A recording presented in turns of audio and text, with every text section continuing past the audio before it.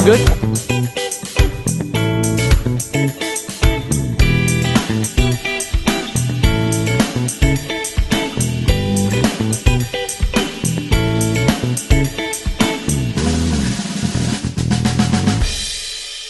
So introduce yourself, please.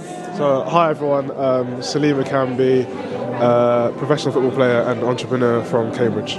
So tell us about your story, because I heard it before, but I want loads of people to know about it, because it is truly inspiring.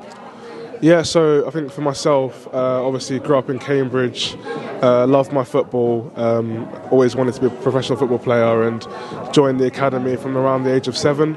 And then I was there right through until about 20 when I left last year, and that was due to I signed a 2-year professional contract at 18, and at the end of my first year professional contract, I ruptured my ACL.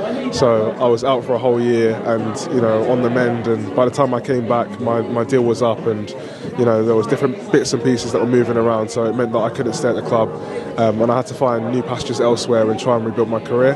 And I'm still kind of in that phase at the moment. But whilst I was out with my ACL injury, I founded Soundcheck Events, which is my events company, which is really close to my heart because I love music and I love seeing people enjoy music and enjoy events. So that was a passion project of mine. And then alongside that, I started doing a bit of radio with the BBC, and yeah, just some other cool bits and pieces as well. Hi, my name is Rachel Nichols. I'm Chief Executive Officer of Inspire Education Group, which consists of Stamford College, Peterborough College and University Centre Peterborough. All right, so what is your commitment for the next generation to get opportunities for work experience? Absolutely, it's fundamental to what we do.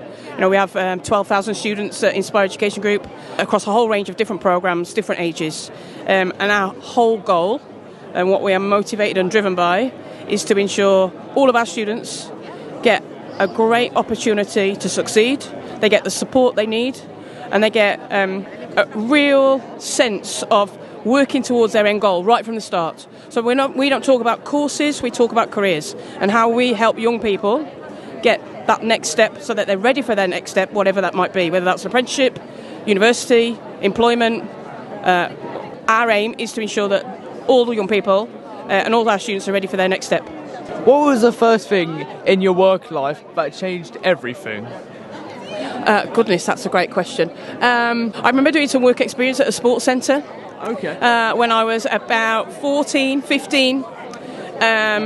Worked with some great people, had a really great mentor who I didn't just kind of, clean the changing rooms and, kind of do some kind of making the tea and making the coffee. I did some really, really interesting work and got to know people, developed my confidence, developed my leadership skills, developed my communication skills. And even as a young person at 14, that really sticks in my memory because I felt I was really made to feel part of the team. And I think for me, work experience, industrial placements, work placements are so vital, and I think we all need to do more so that young people have access to great opportunities and work placements. My name's Andrew Pakes and I'm the Labour Member of Parliament here in Peterborough. What responsibility do you think you have for people in this current generation to be in the workplace? My big passion in life is apprenticeships and creating opportunities for young people and career changers to get on in life. I'm really privileged to chair in Parliament the National Parliamentary All-Party Group on Apprenticeships. It's my passion, it's what brought me into politics. So I want to make sure that in Peterborough and Cambridgeshire we're creating more apprenticeship and job opportunities for young people to earn and learn, to get a trade, to get a profession and get on in life. If we can give people a sense of purpose and good jobs, then whatever your age, you're going to be able to succeed in what you want to do. The next thing I want to ask is, what was your first bit of work experience and what did it teach you in life or in a job role or anything like that? I come from a family that my dad worked in a car plant and my mum was a cleaner, so I learned early on about getting up early in the morning, going out, doing hard work, and if you work hard, it may not be your dream job, but it gives you the money and ability to go on. So I've really got this commitment to helping people get on from normal backgrounds like I come from, so that we can create job opportunities for people to succeed. I'm Ingrid from Midlife 360. And I'm Eva from the Combined Authority. So what are your roles here today? So I'm hosting a panel and I'm also interviewing Eva. We're comparing the talent takeover today. All right. So what do you guys do generally? So I run an organisation that is here to support women in midlife who are looking to return to work, change work, or start something new. And I work with young people. We have something called the Youth Guarantee Trailblazer at the Combined Authority, and my job is to do the youth voice bit and make sure young people are part of deciding how we run that project. So Nate, if you could go back in time and give your younger self a piece of advice in the work that you do now, what would it be?